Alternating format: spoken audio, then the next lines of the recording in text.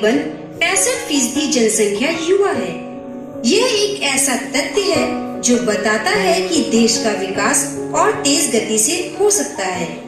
दरअसल जब देश आजाद हुआ तो सवाल उठा कि जो तरुणाई देश को आजाद कराने में जुटी थी, उनकी अगली पीढ़ी यानी जो आने वाले युवा हैं, उनका देश के समग्र विकास में योगदान कैसे लिया जाए, उन्हें योगदान के लिए प्रेरित कैसे किया जाए, इन्हीं सवालों पर मंथन सभागार में मना रहे हैं। तो एक बार जोरदार सभी हमारे अतिथियों का स्वागत तालियों से होना चाहिए।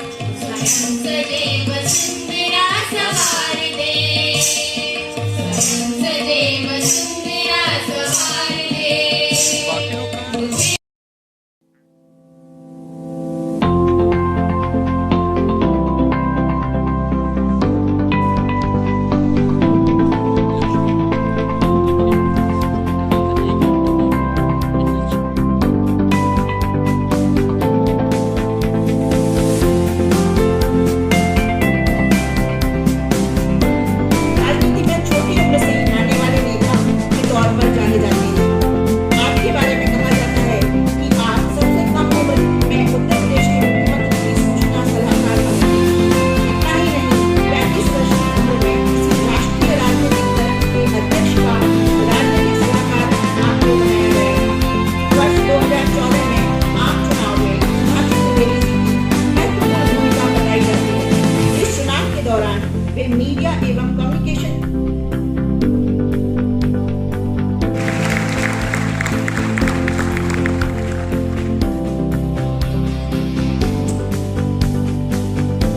मंच पर विराजमान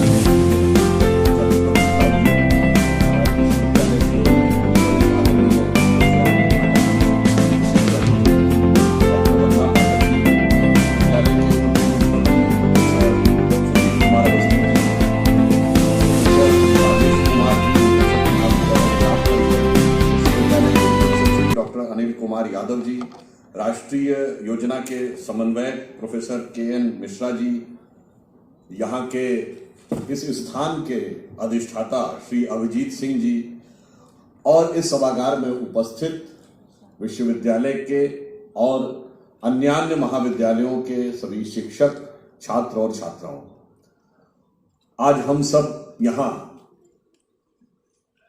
राष्ट्रीय सेवा योजना के वार्षिक उत्सव के हेतु एकत्र हुए हैं। कानपुर विश्वविद्यालय ने इस संदर्भ में अनेक प्रकार के प्रशंसनीय कार्य किए हैं। प्रोफेसर विनय पाठक के नेतृत्व में, जिसका विवरण वाइस चांसलर साहब अपने उद्बोधन में आपको बताएंगे। आप सभी जानते हैं कि एनएसएस योजना की शुरुआत 1969 में हुई थी, जिसका उद्देश्य क्या था? इसका उद्देश्य था कि कॉलेज और विश्वविद्यालय के छात्र छात्राओं में राष्ट्र और समाज के प्रति एक सेवा के भाव को जागृत करना, एक सकारात्मक सेवा के भाव को जागृत करना। आज ये बताया जाता है कि 39,000 से अधिक इकाइयां सक्रिय हैं। देश में 36 लाख से अधिक स्वयंसेवक इसके साथ जुड़े हुए हैं। 390 से अधिक विश्वविद्यालय हैं, 16,000 से अधिक महाविद्यालय और 12,000 से अधिक जो माध्यमिक विद्यालय इसके साथ जुड़े हुए हैं। परंतु 1969 में इसकी शुरुआत क्यों की गई थी? क्योंकि वो महात्मा गांधी जी का शताब्दी वर्ष था। आज 24 सितंबर है। अब देखिए, ये जो समय है, ये भी सेवा के भाव के साथ किस प्रकार से जुड़ा हुआ है, ये और भी सुखद संयोग बनाता है। आज 24 सितंबर है, कल दीनदयाल जी का जन्मदिन है, जिन्होंने अंत्योदय के भाव को समर्पित होकर अपना सारा राजनीतिक दर्शन दिया, यानी समाज के अंतिम सीढ़ी पर खड़े हुए व्यक्ति के लिए। एक सप्ताह पहले प्रधानमंत्री श्री नरेंद्र मोदी जी का जन्मदिन था, जिन्होंने अपना पूरा जीवन किस भाव से समर्पित किया कि तन समर्पित, मन समर्पित और यह जीवन समर्पित। हमने उनके आयुष्य की कामना की, क्योंकि उन्होंने अपने आयु को किस प्रकार से जिया कि स्वप्न अर्पित, प्रश्न अर्पित, आयु का क्षण क्षण समर्पित, चाहता हूं देश की धरती तुझे कुछ और भी। एक सप्ताह बाद महात्मा गांधी जी का जन्मदिन है, जिनका सबसे प्रसिद्ध भजनों में से एक क्या होता था? वैष्णव जन ते तेने कहिए जे पीर पराई जाने। यानी दूसरे की पीड़ा और कष्ट को समझना और उसके लिए सेवा भाव करना। एक प्रकार से देखें तो तीन महापुरुषों के जन्म का संयोग इसी कालखंड के इर्द गिर्द दिखाई पड़ रहा है। और यह इसलिए भी और महत्वपूर्ण होता है क्योंकि हम सब इस समय स्वतंत्रता के अमृत महोत्सव वर्ष को अभी अभी मना चुके हैं। और यह कहा जा रहा है, प्रधानमंत्री जी ने आह्वान किया है कि यह स्वतंत्रता का अमृत काल है।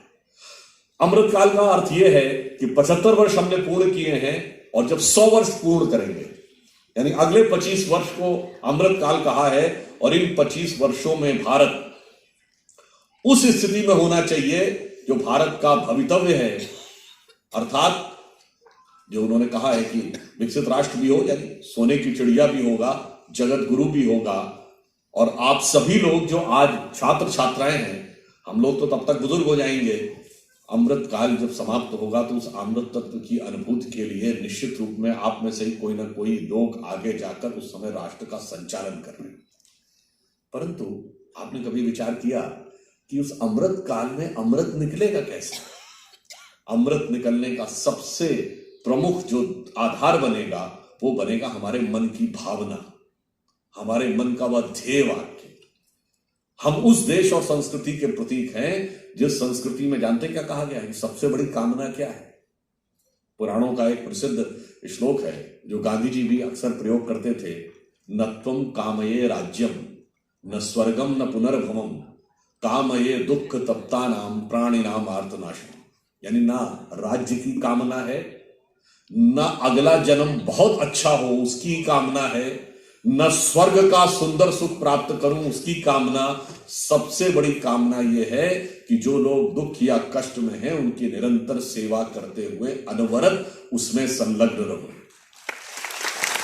सोचिए कि जिस संस्कृति ने इतना विराट आदर्श दिया हो, तो जब उस देश की स्वतंत्रता का अमृत काल हो और आप भविष्य में उसी अमृत काल के वाहक बनने जा रहे हो, तो वो तत्व किस प्रकार से आपके चरित्र में अंगीकार होना चाहिए।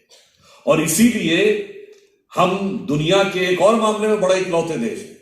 ये सेवा का भाव कहां कहां तक हमारी संस्कृति, विचार, मानसिकता में रचा बसा है कि हमारे यहां महान वो नहीं होता है जिसने अधिक प्राप्त किया, महान वो होता है जिसने अधिक त्याग किया। इसलिए हमारे यहां अलेक्जेंडर द ग्रेट और चंगेज खान द ग्रेट नहीं है जिन्होंने बड़े बड़े इलाकों पे कब्जा किया, हजारों लाखों को मरवा दिया। हमारे यहां जब महान राजाओं की बात आती है तो क्या कहते हैं? राजा राम और राजा हरिश्चंद्र, जिन्होंने बड़े से बड़ा त्याग किया। हमारे यहां वो सेठ साहूकार बड़ा नहीं होता था जैसे आजकल होता है, साहब इनका कैपिटल एक्सपेंडिचर इतना है, इनके एसेट्स इतने हैं। हमारे यहां उससे बड़ा वो माना जाता था जिसने त्याग किया। उदाहरण के लिए महाराणा प्रताप जी के समय में भामाशाह का नाम हम सबको पता है, और उस समय भारत में हाईएस्ट कैपिटल ओनर कौन था किसी को नहीं पता है। आज से केवल 60-70 साल पहले, जिसे आज हम CSR कहते हैं, कॉर्पोरेट सोशल रिस्पॉन्सिबिलिटी, हमारे यहां तो बेंचमार्क ही वही था। केवल 60-70 साल पहले शहर का बड़ा सेठ इससे नहीं होता था कि कितना धन, कितनी संपत्ति उसके पास है, वो इस पे होती थी कितनी पाठशाला बनवाई, कितने प्याऊ बिठवाए, कितने मंदिर बनवाए, कितनी गौशाला बिठवाई, कितना लंगर चलवाया। अर्थात सेवा भाव सब प्रकार से हमारे विचारों में रचा बसा था, और इसलिए NSS स्कीम का महत्व और अधिक हो जाता है। और हमारे सेवा भाव की सीमा यहीं तक नहीं रुकती थी। एक और भी संयोग है, आज अगर देखें तो इस समय पितृपक्ष चल रहे हैं, श्राद्ध पक्ष, कल पितृ विसर्जन अमावस्या है। जीवित के लिए तो सेवा भाव का उपदेश बहुत सी संस्कृतियां देती हैं, पर जो अब हमारे बीच नहीं है उनको भी स्मरण करके उनके निमित्त भी कुछ निकालना, यह उदात्त विचार हमारे यहां। और निकालने से पहले क्या होता है, अगर आप कभी ध्यान दीजिए तो जिस समय आपका श्राद्ध कर्म कराने के लिए पंडित जी आते हैं तो भोजन करने से पहले 4 अलग अलग ग्रास निकाले जाते हैं कि नहीं? किसका? एक कुत्ते का, एक कौवे का, एक गाय का, एक चींटी का। इसका क्या अर्थ है? यदि प्रकृति ने हमें सबसे विकसित जीव बनाया है, सबसे विवेकशील समृद्ध जीव बनाया है, तो प्रकारांतर से हर छोटे से लेके बड़े तक के हर जीव के लिए चींटी सबसे छोटे जीव का प्रतीक है। हमारे यहां जो माना जाता है कुत्ता है, वो शमशान के देवता भैरव का वाहन है, यानी वो मृत्यु के देवता का प्रतीक है। गाय देवतुल्य पशु है, और कौवा जो है वो गंदगी खाता है, वो सबसे निचले पायदान के में माना जाता है। तो प्रकारांतर से आप सब प्रकार के जीव जंतुओं के प्रति सबसे पहले सकारात्मक सेवा का भाव रखते हैं, फिर अपने पूर्वजों को स्मरण करते हैं और उसके उपरांत भोजन ग्रहण करते हैं। मुझे नहीं लगता कि इससे ज्यादा उदारता दुनिया की किसी संस्कृति में रही होगी। और इसलिए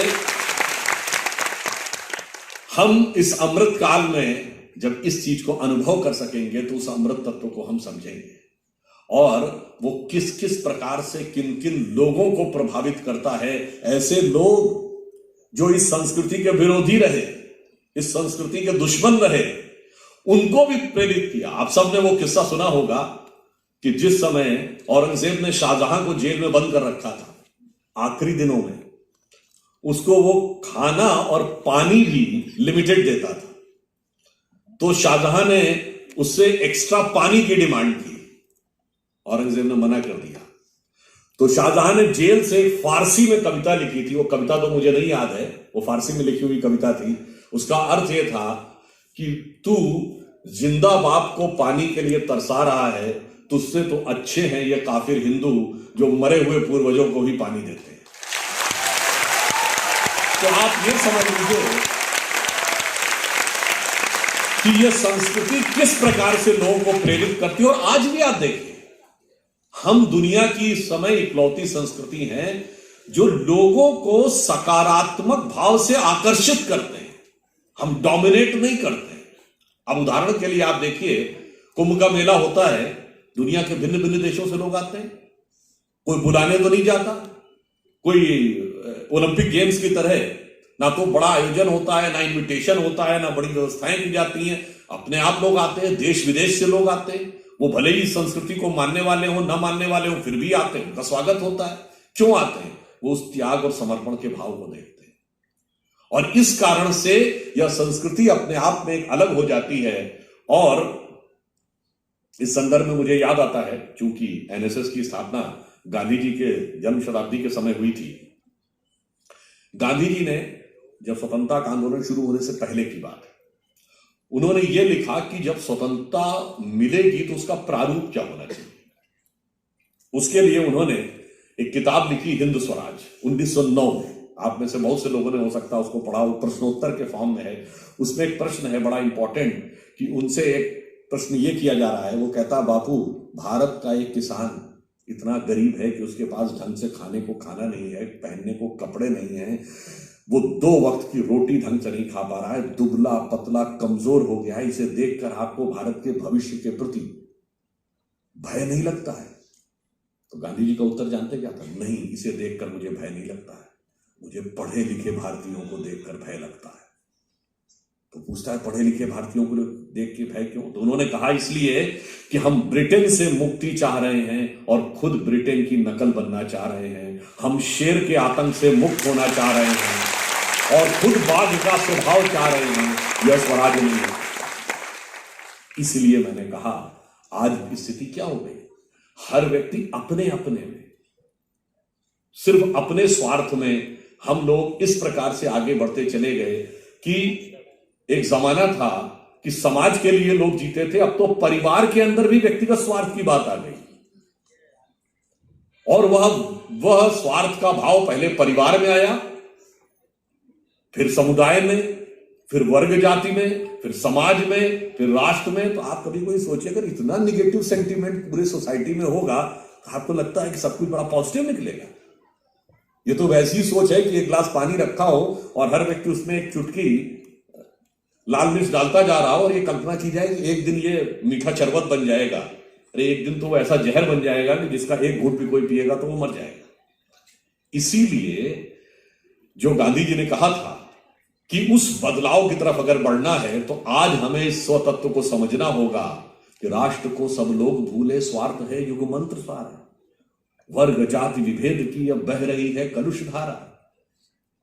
इस अमा के तिमिर को अब अरुणिमा क्या मान ले हम, हो गए हैं स्वप्न सब साकार कैसे मान ले हम, टल गया सबसे बड़ा भार कैसे। और इतना ही नहीं हो रहा है, उसका समाधान हम किसमें ढूंढ रहे हैं?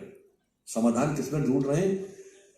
आपने देखा कि विगत 15 अगस्त प्रधानमंत्री जी ने जब लाल किले से आह्वान किया तो जब उन्होंने इस अमृत काल का पूरा मैप बताया तो उन्होंने क्या कहा, भाई 5 चीजें हमें इन 25 वर्षों में अटेन करनी है। एक, भारत को विकसित राष्ट्र बनाना है।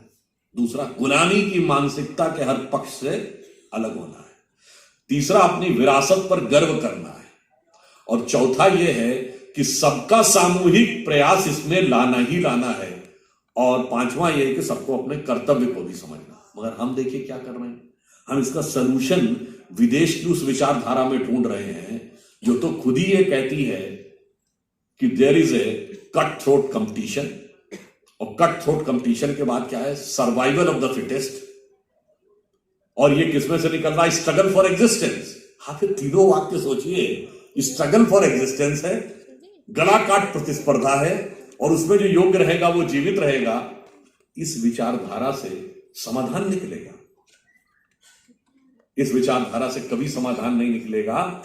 समाधान उस विचारधारा से निकलेगा जो त्याग करने का उदाहरण देती। इसलिए हमारे साथ दूसरी भी चुनौती है, जो हम कहते हैं ना, हो गए हैं स्वप्न सब साकार कैसे मानने हैं। तो जानते क्या है, वेश वाणी तत्व दर्शन दूसरों का यह सभी ले, विकृति को हम ग्रहण करते निज प्रकृति को आज भूले।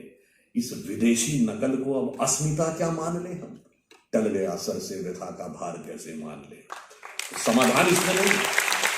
अब आप कहेंगे कि चलिए हम जो कहते हैं त्याग का भाव, उसमें से समाधान कैसे निकल रहा है। अब मैं सिंपल सी बात करना चाहता हूं, भैया इंजीनियरिंग इंस्टीट्यूट है तो मैं उम्मीद करता हूं बहुत से बच्चों ने, चलिए जिसने ना भी इंजीनियरिंग की होगी, बेसिक फिजिक्स केमिस्ट्री मैथ तो सभी लोग पढ़ते हैं। तो अगर आप लोगों ने कभी केमिस्ट्री में पढ़ा होगा तो 2 प्रकार के बॉन्ड होते हैं ना, इलेक्ट्रोवैलेंट बॉन्ड और कोवैलेंट बॉन्ड। यानी 2 एटम्स मिलकर एक मॉलिक्यूल बनाते हैं। तो 2 तरीके हैं कि एक है कि 2 एटम्स के बीच में इलेक्ट्रॉन का साझा हो जाता है, जिसको कहते हैं कोवैलेंट बॉन्ड। और दूसरा होता है कि एक से इलेक्ट्रॉन दूसरे को दे देता है। तो जिस पे दे देता है उस पर नेगेटिव चार्ज हो जाता है, जिसने दिया उस पर पॉजिटिव चार्ज होता है। तो because of the electromagnetic force दोनों आपस में जुड़ जाते हैं, उसे कहते हैं इलेक्ट्रोवैलेंट बॉन्ड। अब दोनों में ज्यादा शक्तिशाली बॉन्ड कौन है, कोवैलेंट या इलेक्ट्रोवैलेंट? ज्यादा शक्तिशाली इलेक्ट्रोवैलेंट। यानी जिसमें इलेक्ट्रॉन दे दिया जाता है तो एक नेगेटिव चार्ज हो जाता है, एक पॉजिटिव चार्ज। इसका अर्थ क्या हुआ, प्रकृति भी यह संकेत देती है कि जहां पर त्याग कर दिया जाता है बॉन्डिंग वहां पे ज्यादा मजबूत हो जाती है। तो हमारी संस्कृति जो बात कहती है वही प्रकृति के अंदर भी दिखाई पड़ती है, वही बाहर भी दिखाई पड़ती है। इसीलिए आप ये देखिए, उसको आचरण में आप व्यवहार में कैसे बनाएंगे। उदाहरण के लिए आप याद करिए, जब काशी विश्वनाथ का कॉरिडोर बना, उसके बाद प्रधानमंत्री जी वहां पर जो कामगार थे, श्रमिक थे, उनके साथ उनका फोटो होना था। अगर आप सबको वो वीडियो क्लिप याद हो तो क्या था, जैसे बीच की कुर्सी हटाई और फिर उन्होंने अपने हाथ से उन कामगारों पर पुष्प वर्षा की। ये एक प्रतीक ही नहीं है, मन का एक भाव है कि समाज का वह वर्ग जो किसी भी रूप में सहयोग दे रहा है, कार्य का सहयोग दे रहा है, सबके प्रति सम्मान का भाव आपके अंदर होना चाहिए। यहां से राष्ट्र का निर्माण होता है। तो मैंने इसलिए कहा हमारी परंपरा भी ये है, व्यवहारिकता भी ये है। और कि जितने हमारे गुरुकुल होते थे, सबसे पहले जाके बालक को क्या कहता था, सफाई करो, झाड़ू लगाओ। लोग कहते थे ये क्यों साहब, ये इसलिए कि सबसे पहले आपके मन में जब अहम भाव समाप्त होगा उसके बाद ही आप ग्रहण कर सकेंगे। क्योंकि जिसके अंदर जितनी विनम्रता होती है उतनी ही उसके अंदर पात्रता होती है। तो इसलिए हमारे यहाँ इस प्रकार का सेवा भाव की बात कही जाती थी, क्योंकि कभी कभी एक बहुत बड़ी समस्या क्या आती है, जब आप सेवा करते हैं तो आपके अंदर अहंकार आ जाता है। देखो, सुधांशु त्रिवेदी जी, मंच पर बैठे हुए मेरे अपने अन्य साथीगण, आज हमारे सेवा योजन के बहुत सारे स्वयंसेवक, हमारे अध्यापकगण, डॉक्टर सुधांशु त्रिवेदी जी के ओजस्वी भाषण के बाद अंत में कुछ भी कहना उनके बाद के वक्ताओं के लिए कठिन होता है और मेरे लिए भी बहुत कठिन है। लेकिन आज इस स्थापना दिवस पर मैंने उनको निमंत्रण देते समय ये जरूर कहा कि आज सेवा के काल में आपके आने के बाद हमारे सेवा योजना के स्वयं सेवकों में एक अलग तरह की वैचारिक क्रांति आएगी, एक अलग तरह का ओज होगा और एक अलग तरह का वातावरण बनेगा। मुझे लगता है कि आप में से हमारे बहुत सारे वॉलंटियर्स 75 गांव के हमारे कार्यक्रम में गए होंगे। कितने लोग गए थे, करीब हाथ उठाइए तो हमें पता लग जाएगा।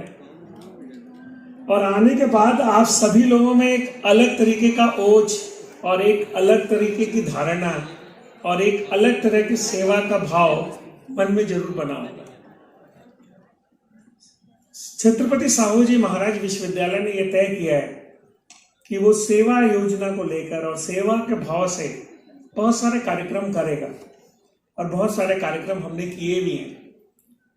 हाल में हम लोगों ने शिक्षा केवल डिग्रीज और सर्टिफिकेट बांटने का काम नहीं है। शिक्षा के साथ जब तक संस्कार और सेवा नहीं है तब तक मुझे लगता नहीं कि उस शिक्षा का बहुत कुछ मूल्य होने वाला है या होगा। और इसीलिए हम लोगों ने जब से विश्वविद्यालय में पिछले 2 वर्षों से 1.5 वर्षों से हम लोगों ने सेवा के कार्यक्रम को हमेशा तरजीह दी है, हमेशा उसे बढ़ाया है। और आने के समय में हम लोगों ने समृद्धि प्रवाह के नाम से आप सभी लोगों को भी आमंत्रित करूंगा कि आपके पास हमारे भानु जी ने समृद्ध प्रवाह में एक सूक्ति वाक्य लिखा है कि सदुपयोगी सुख है। ऐसे वस्त्र जो आपके लिए अब सदुपयोगी नहीं रह गए या दूसरों के लिए सदुपयोगी बन सकते हैं, तो ऐसे वस्त्र आप हम लोगों को डोनेट करिए और हमारे को डोनेट करने के बाद हम लोग उनको मलिन बस्तियों में बांटेंगे। ऐसा एक कार्यक्रम 2 अक्टूबर से हम लोग शुरुआत करने जा रहे हैं। मैंने एक कथा सुनी है,